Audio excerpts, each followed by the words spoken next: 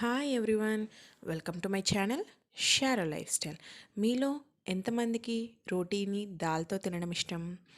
ఇంతకుముందు మేము ఎప్పుడు నైట్ టైంలో ట్రావెల్ చేసినా డాబాలో రోటీ ప్లస్ దాల్ కాంబినేషన్ తింటుండే అండి. ఇప్పుడేమో అన్ని మసాలా కర్రీసే తింటున్నాం. But dal plus roti is ever green combination అని నేను అనుకుంటున్నా. మీకే కాంబినేషన్ ఇష్టమో నాతో తప్పకుండా షేర్ చేసుకోండి. దీన్ని మా సైడ్ కారపప్పు అనే అంటాము. రెస్టారెంట్లో కొంచెం డిఫరెన్స్తో దాల్ ఫ్రై అని తడక యాడ్ చేస్తే దాల్ తడక అని అంటారు, అంతే. పెద్ద తేడా ఏమి ఉండదండి.